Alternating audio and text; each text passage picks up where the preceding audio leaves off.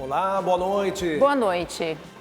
Papa Francisco pede atenção à tristeza. E afirma que ela é como um verme que corrói o coração. Relíquias de Santa Teresinha do Menino Jesus estão de volta e ficam até outubro no Brasil. Isenção do imposto de renda é ampliada para quem recebe até 2 salários mínimos. Maior cobertura de áreas verdes nas cidades ajuda a combater enchentes. Depois da seca histórica, nível do Rio Negro volta a subir e movimenta a economia de Manaus. Taxa de juros menor impulsiona a venda de imóveis em São Paulo. E a barbearia do interior de São Paulo, que restaura a dignidade de dezenas de crianças. Esta é a TV da Inspiração Católica Canção Nova. Está no ar o Canção Nova Notícias, a serviço da vida e da esperança.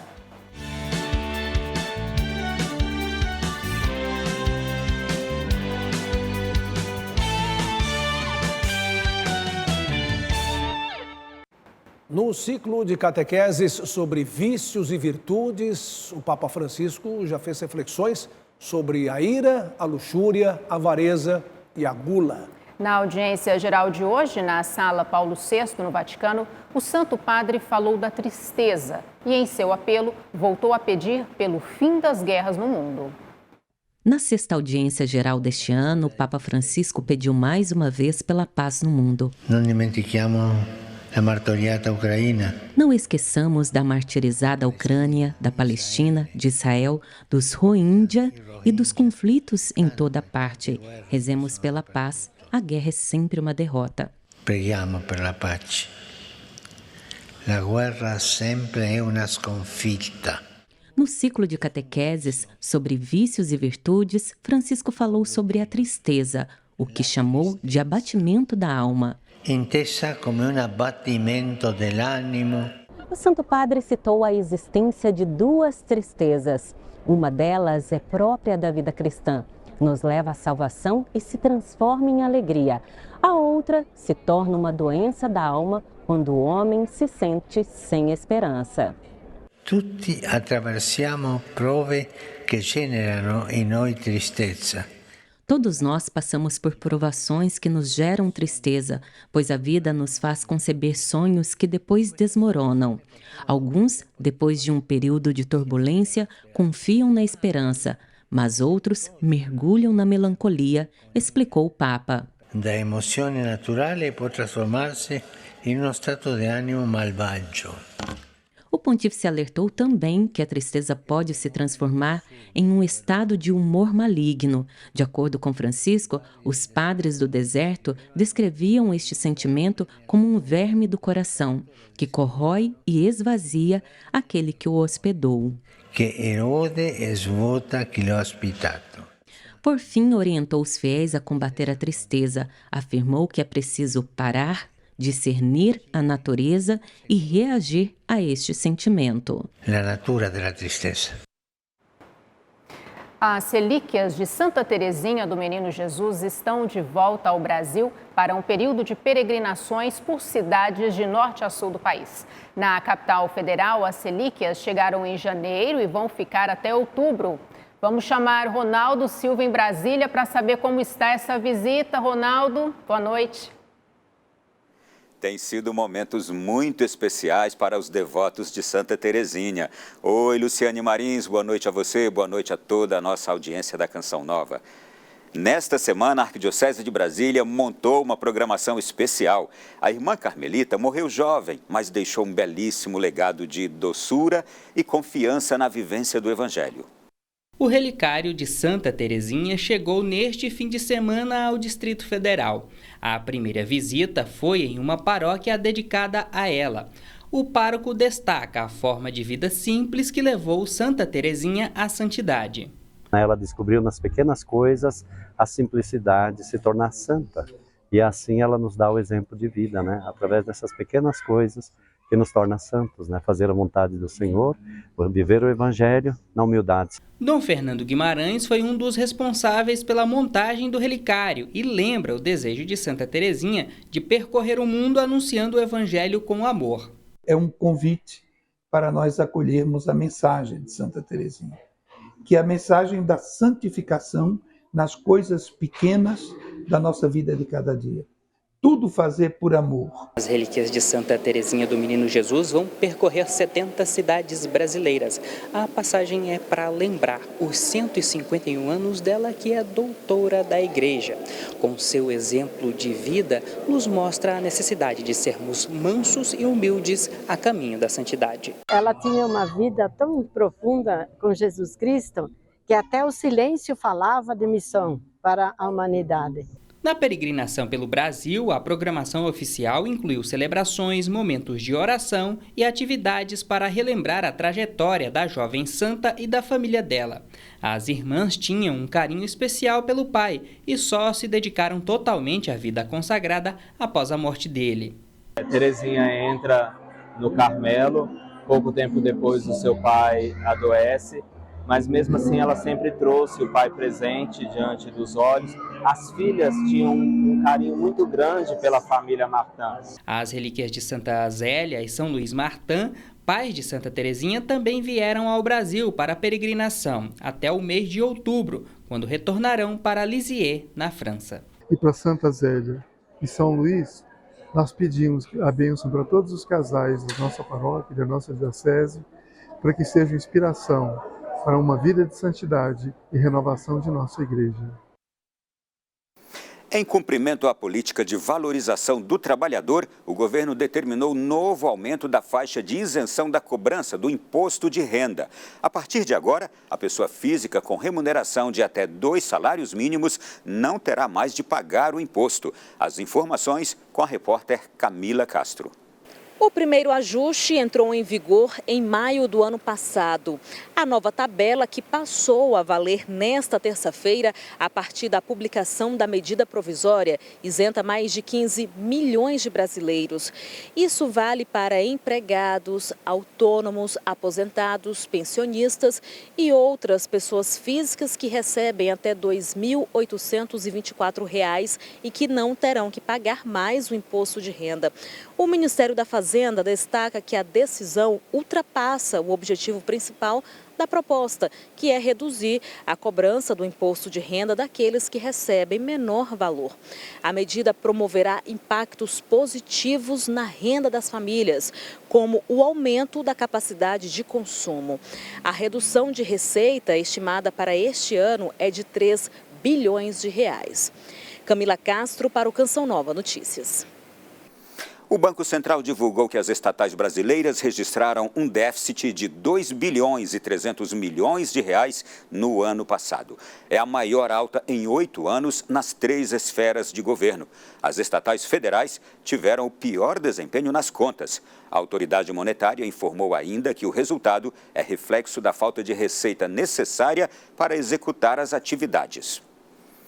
Encerramos por aqui nossa participação de hoje e amanhã estaremos de volta com mais notícias de Brasília. Boa noite, é com vocês no estúdio. Obrigada, Ronaldo. A queda na taxa básica de juros tem impulsionado a venda de imóveis pelo país. Nós vamos chamar Sidney Fernandes, que tem mais detalhes do mercado imobiliário em São Paulo. Sidney, está na hora de realizar o sonho da casa própria ou não? Boa noite. Olha, Reinaldo, ano passado, 234 mil brasileiros compraram um imóvel. E para este ano, o cenário é promissor. Boa noite a você e a todos que nos assistem. Na capital paulista, as vendas de imóveis residenciais cresceram 10% em 2023. Acompanhe na reportagem de Flávio Rogério e Antônio Matos. Ronald trabalha há 25 anos no setor imobiliário. Para o gerente de vendas de uma construtora, o ano passado foi o melhor período pós-pandemia. Nós estamos num mercado que demanda que nós tenhamos novos produtos, novos lançamentos e possamos atender a necessidade da nossa população. Então isso é natural. Mesmo assim ainda foi muito pouco. Nós temos projetos agora para 2024, como ele disse, dobrar a produção nossa. Em 2023, o mercado imobiliário na cidade de São Paulo movimentou mais de 43 bilhões de reais, 26% a mais do que no ano anterior. Foram mais de 76 mil unidades residenciais comercializadas. Os dados são de um levantamento do sindicato que representa o setor imobiliário na cidade. Para o economista-chefe do Secov-SP, a queda da taxa básica de juros contribuiu para aquecer o mercado. A taxa Selic de agosto do ano passado para cá, ela já caiu quase 20%, ou seja, ela 13,75% ao ano. Hoje nós estamos falando aí de 11,25%, e com uma expectativa de ir para 9% até o final do ano. Quase metade das unidades vendidas, 47%, se enquadram em imóveis econômicos de programas sociais como o Minha Casa Minha Vida, do governo federal. Durante o terceiro trimestre, o quarto trimestre do ano passado, isso já mostrou uma nova tração para o programa Minha Casa Minha Vida. O setor imobiliário tem expectativas positivas para 2024. A nossa projeção é crescer 100%. Com a perspectiva de entrega para daqui a 6 meses, daqui a 1 ano, daqui a 2 anos, seguramente é um bom momento agora, né, para a aquisição do imóvel novo. Se você é daqueles que realiza compras pelo celular ou computador, atenção! Com o avanço da tecnologia, é cada vez mais comum a prática de golpes virtuais. Nesta semana, o Brasil recorda o Dia da Internet Segura, com o objetivo de alertar a população para a prevenção e os cuidados para não cair em armadilhas digitais. Quando viu uma TV em oferta na internet, Paulo não hesitou em adquirir o eletrodoméstico, mas logo descobriu ter sido vítima de um golpe. Paguei o boleto e não me dei conta que, na verdade, aquilo era um golpe. Aí depois de 1 hora, 1h30 que eu vim cair em mim, aí eu falei, puxa vida, eu caí num golpe. Fraudes envolvendo a internet são cada vez mais comuns e, em muitas ocasiões, estão ligadas à divulgação de dados pessoais. O criminoso usar uma informação sua para obter empréstimo, para abrir uma conta. Em alguns casos a gente vê a questão de simular sequestro, né, falsos sequestros, pedindo resgates.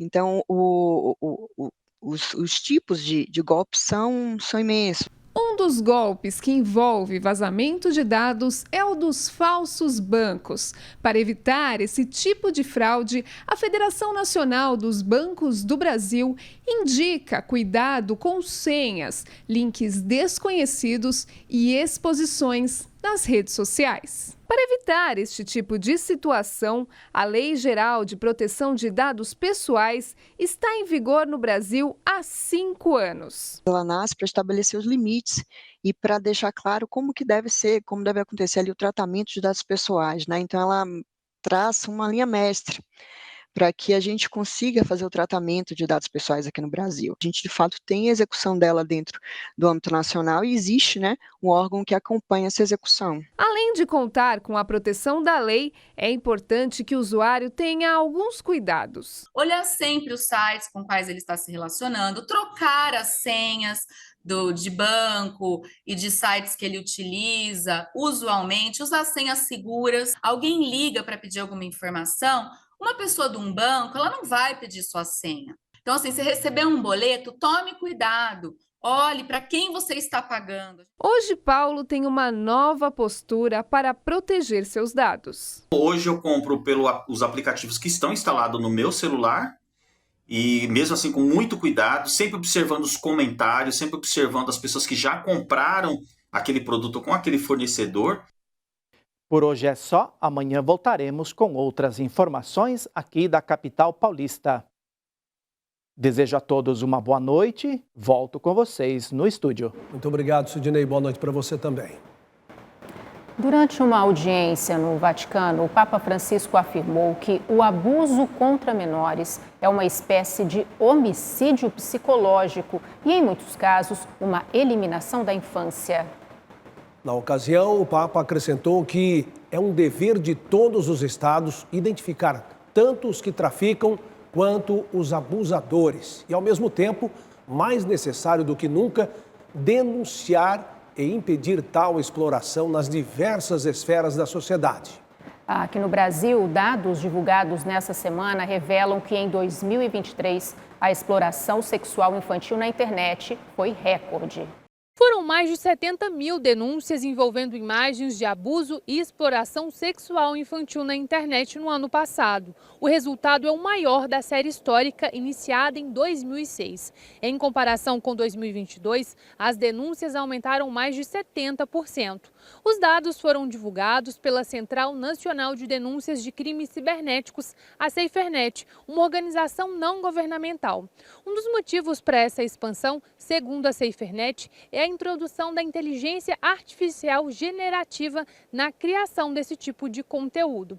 Todas as denúncias recebidas por esse canal são enviadas para o Ministério Público Federal. De Belo Horizonte, Monize Amorim para o Canção Nova Notícias.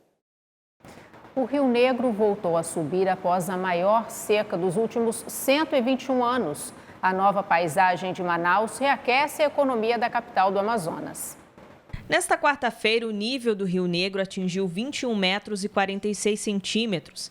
A cheia reaqueceu setores da economia que dependem de atividades como transporte fluvial e turismo.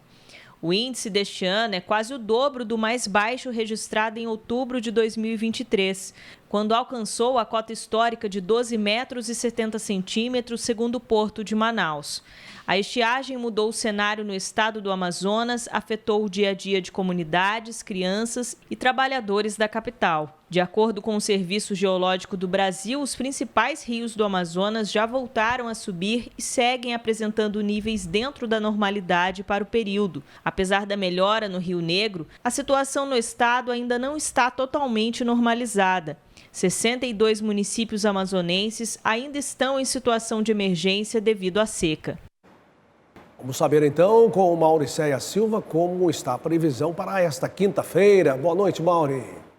Boa noite, Reinaldo, Luciane e a todos que nos acompanham de tantos lugares. Olha, os destaques desta quinta-feira são o calor e a chuva. A umidade combinada com altas temperaturas favorece a ocorrência de pancadas, o que acontece, por exemplo, nessa área mais escura do mapa em Minas Gerais. As chuvas mais intensas são previstas para os estados do Mato Grosso, Goiás e Tocantins. A gente acompanhou a cheia do Rio Negro em Manaus e o mapa do norte do país revela mais chuva na região. As temperaturas variam entre mínima de 23 graus em Rio Branco, 24 em Porto Velho e Palmas e máxima de 34 em Boa Vista. Os municípios do oeste e sul da Bahia voltam a receber chuva forte. O tempo vai ser estável nesta faixa, da Bahia a Pernambuco. Temos aí a temperatura mínima de 24 graus em Salvador e Teresina e máxima de 35 também em Teresina. A região sul, que tem enfrentado a onda de calor e vai continuar assim até o próximo sábado, convive também com a baixa umidade em localidades dos 3 estados. 2 das 3 capitais têm pancadas típicas de verão, Florianópolis e Curitiba, onde os termômetros marcam mínima de 19 graus, 23 em Florianópolis e máxima de 35 em Porto Alegre. Luciane. Obrigada, Mauri. Vamos falar de áreas verdes, que dentro dos centros urbanos têm se mostrado eficazes diante dos efeitos da mudança climática. Pois é, aqui no Brasil um estudo revelou que a maior cobertura vegetal nas cidades ajuda a combater as enchentes. Essas são imagens que se repetem a cada ano. A força da natureza provoca prejuízos e mortes em diferentes cidades do Brasil e do mundo. Iniciativas buscam amenizar as consequências e prevenir tragédias. Uma recente pesquisa das Universidades Estadual e Federal do Rio de Janeiro revelou que a cobertura vegetal nos centros urbanos ajuda no combate às enchentes. De acordo com o estudo, ações de recuperação florestal fazem com que o solo absorva maior quantidade de água e retenha milhares de metros cúbicos de chuva. Isso porque a vegetação natural aumenta a permeabilidade do solo e diminui o escoamento superficial, uma das principais causas da enchente. Nesse trabalho, a gente advoga pelo fato de investir nessas estratégias de regeneração natural o mais rápido possível, porque são eficazes e que podem ter um impacto positivo tanto quanto esperado para estratégias de restauração ativa. A coordenadora do Laboratório de Ecologia e Conservação de Ecossistemas da URJ ainda aponta que essa é uma das medidas urgentes diante das mudanças climáticas que afetam a temperatura do mundo e intensificam os efeitos das chuvas. É fundamental que o poder público tenha nas mãos, tenha opções que permitam garantir a eficácia para lidar com esses problemas climáticos. A gente precisa de todas as árvores que a gente tem hoje e mais. Esse é um primeiro princípio. E segundo é estabelecer um plano para acrescentar mais áreas arborizadas, mais árvores em vias, por exemplo, isoladas, e mais maciços arbóreos, mais árvores em bosques, em agrupamentos que possam ajudar a reduzir esses impactos de mudanças climáticas no meio urbano. É fundamental que os tomadores de decisão estejam atentos a esse potencial, garantam que esse potencial ele permaneça vigente, ativo, para que a gente consiga, de fato, ter ferramentas e mecanismos para lidar com os impactos esperados das mudanças climáticas. Então a gente não pode mais planejar olhando só para o passado. A gente tem que fazer projeções de mudanças do clima, o quanto isso vai afetar, por exemplo, os sistemas de drenagem, e conceber novos sistemas de drenagem que comportem essas novas variações do padrão de precipitação nas cidades, no meio urbano. Pois é preciso cuidar da casa comum, como ensina o Papa Francisco. Olha, não só de prédios e carros vive uma grande cidade. É preciso ter uma história. Com quase 500 mil habitantes, Mogi das Cruzes, na região metropolitana de São Paulo, possui um refúgio em meio ao ordinário da vida. Quer saber qual é este lugar? Emerson Tersigni e Messias Junqueira mostram na reportagem. Um oásis na Mata Atlântica. Seja bem-vindo ao paraíso das micro-orquídeas. Aqui se tem uma relação próxima com a criação de Deus. Mogi atualmente é o maior produtor de orquídea da América do Sul. Pouca gente sabe, o próprio mogiano não sabe disso. Mas aqui são pequenas, que nem nós temos a menor orquídea do mundo aqui. A flordeira é 2 milímetros. Ninguém imagina que isso seja uma orquídea, né? Seu Massuji é guardião de um rico patrimônio brasileiro. Encantou-se por orquídeas aos 5 anos. E até hoje continuo pesquisando na mata. Já recentemente mês passado achamos mais uma outra micro-orquídea, né? Que é uma nova espécie. O sítio do seu Massuji abriga há 70 anos uma das maiores coleções de micro-orquídeas do mundo. Milhares de espécies nativas da Mata Atlântica são cuidadas pessoalmente por ele.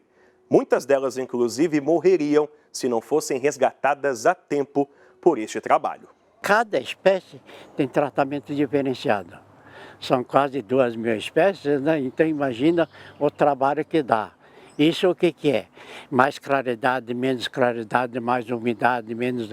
Tudo isso influencia no desenvolvimento das micro-orquídeas, né?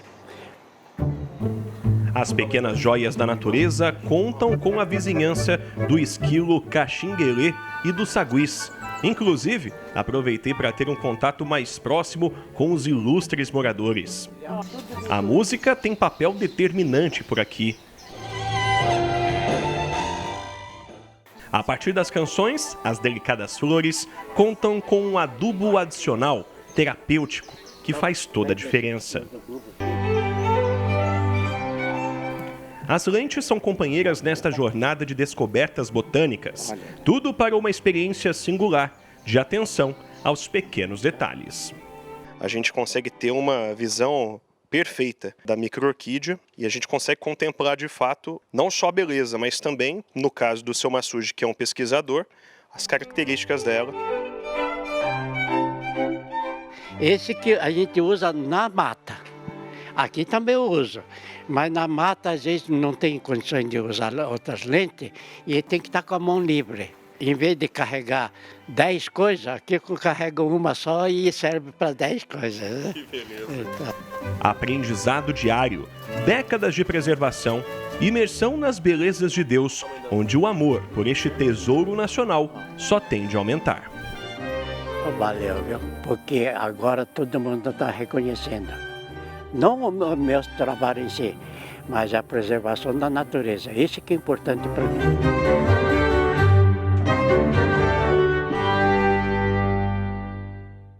Estamos de volta para falar de educação porque recentemente as notas do Enem e os resultados do SISU foram divulgados para todos os estudantes que desejam ingressar no ensino superior. Em São Bernardo do Campo, na Grande São Paulo, uma aluna conseguiu nota máxima na redação do exame.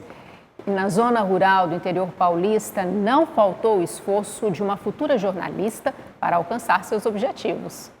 Por muitos dias, esse canto fez parte da rotina de estudos da Luana. A recompensa veio, nota máxima na redação do Enem. Comecei a fazer redação desde bem nova. Quando eu tinha 15 anos, 16 anos, eu já fazia redação na escola, mas atingir a perfeição do 1000 foi realmente uma coisa que eu consegui com 20 anos. Então, hoje em dia, eu considero um trabalho bem feito, só que foi um trabalho muito bem estruturado. Eu parti devagarzinho para conseguir chegar onde eu queria. Então, foi difícil. Foi muito esforço, foram muitos textos, muitas correções, mas hoje em dia tenho muito orgulho do que eu consegui alcançar. Luana garantiu 2 aprovações em medicina. Nas redes sociais, compartilha com mais de 31 mil seguidores suas experiências. Preparo principalmente quando o assunto é língua portuguesa. Claramente que se não fosse por uma aula muito boa de gramática, por uma coisa muito bem consolidada, eu não conseguiria atingir o 1000 na redação.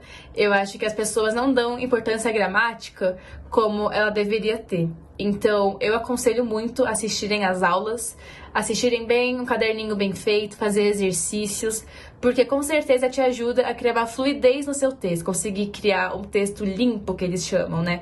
Um texto que você lê sem dificuldades. Então, com certeza, as aulas de português foram fundamentais para mim. As boas histórias não param por aí. Em São Luís do Paraitinga, no interior de São Paulo, a aluna Maria Eduarda Taborda tirou 960 na redação do Enem. O bom desempenho, no entanto, começou a ser escrito lá atrás, no início da formação escolar, a partir do respeito em sala de aula e comprometimento com os professores. Eu observo a minha evolução durante o ensino médio mesmo, então saber desenvolver um argumento e colocar os meus pensamentos no papel de forma organizada resultaram nessa nota que foi muito boa e eu percebi isso, a melhora desde o primeiro até o terceiro ano. 9 quilômetros separam sua casa da escola. A distância não foi impedimento para um ensino médio de excelência. Passos determinantes rumo ao sucesso profissional a partir da dedicação. Tudo isso, para que o aluno chegue ao 960 na redação do Enem, ele tem todo esse aparato que ela soube usar. O que a gente gostaria, precisa, é que mais alunos sejam Maria Eduarda. Que mais alunos se engajem, que mais alunos participem de todos os projetos que a escola possa oferecer. A Duda é uma menina que chegou lá no primeiro ano, né, praticamente em meio à pandemia, né, com todo mundo assim um pouquinho assustado, mas é uma aluna que topa tudo. É uma aluna que é protagonista, uma menina que tem liderança com as pessoas, é uma menina humilde que ajudava os colegas dentro da sala. Então, ela foi uma aluna maravilhosa e o resultado é esse. E depois de tanta leitura escrita, qual profissão você quer seguir, Duda? Jornalismo é um sonho e eu já estava bastante em dúvida em relação a isso e quero fazer jornalismo ou algum curso na área da comunicação. Você que acompanha a Canção Nova diariamente já parou para pensar quantos acontecimentos bonitos aconteceram em sua vida por meio da evangelização realizada por esse sistema de comunicação? Quantas transformações, não é? E você conseguiu revitalizar o coração e a vida em família. Isso é possível graças aos sócios e benfeitores que nos ajudam. Vejam só, nós estamos com 19% na campanha de fevereiro. Vá lá, acesse clube.cançãonova.com, faça sua doação ou doe pelo Pix, com a chave pix.doação@cançãonova.com. Obrigado por seu comprometimento. Enfrentar as dificuldades concretas da vida sacerdotal e mostrar sua beleza com testemunhos é uma das motivações do Simpósio Internacional de Formação para os Sacerdotes que acontece em Roma. Um dos objetivos do encontro é iniciar um processo compartilhado com as igrejas locais para fortalecer o acompanhamento dos sacerdotes. Un giorno dal cielo, ci vuole sempre para o cardeal Lázaro Yu, do Departamento para o Clero, responder às demandas dos sacerdotes em um contexto desafiador no âmbito sociocultural e da fé é necessidade urgente. Comunitária, missionária. O simpósio reúne até o dia 10 padres de todo o mundo, por isso traz uma dinâmica participativa com especialistas compartilhando experiências e a mensagem do Santo Padre. Uma barbearia no interior de São Paulo tem restaurado a dignidade de dezenas de crianças que sofreram com queimaduras e acidentes envolvendo o cabelo. A missão surgiu a partir da generosidade de um profissional da área e idealizador de um projeto totalmente gratuito para esta finalidade. Quem vê Júlio César com poucos anos de vida não imagina as experiências que ele enfrentou. Ele tinha 2 anos de idade e a gente morava numa casa bem pequenininha e eu estava amamentando o irmão e eu tinha colocado a carne no fogo e o Júlio de repente saiu do meu lado, eu não vi. A gente acredita que ele subiu em cima do bujão de gás, porque não é fácil queimar a cabeça. E aí ele derrubou a panela de óleo na cabeça. Depois do acidente, Júlio ficou internado por quase 2 meses. O saldo? Autoestima afetada com o passar do tempo. A gente foi vendo que ele se sentia bem envergonhado, tinha que usar boné, não conversava com as pessoas, ficava bem sentido. E a gente já estava vendo possibilidade, pedindo para as pessoas ver possibilidades de a gente conseguir colocar um cabelinho. É aí que entra o Francisco na vida do pequeno de Atibaia, no interior de São Paulo. Ele é autor de um projeto que concede próteses capilares às crianças vítimas de acidentes envolvendo o cabelo. Teve uma mãe que viu eu colando a prótese em um homem lá e ela falou, caraca, será que o Francisco poderia resolver o problema do meu filho? E começaram a marcar eu naquela postagem da criança com a queimadura. Ele se chama João, que é o nome do meu projeto. Desde dezembro de 2022, quando o projeto começou, 25 crianças foram atendidas. Hoje, Júlio César, de 7 anos, foi o 26º a ser contemplado com uma prótese capilar. Mais que um trabalho, compromisso em resgatar a autoestima de muitos.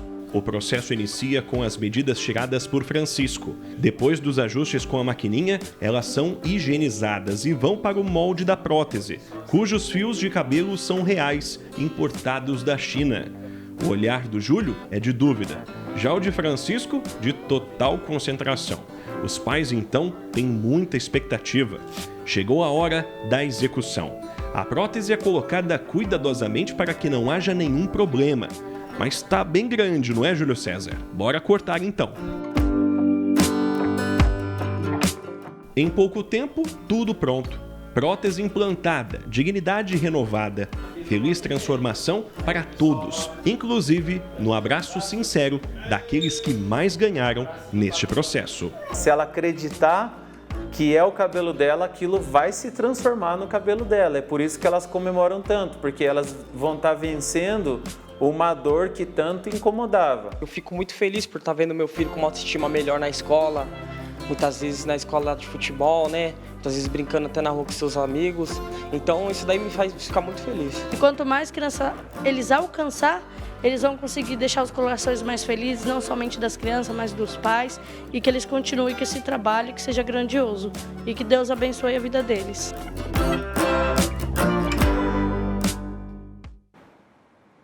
Que iniciativa bacana, né? Belíssima iniciativa, hein?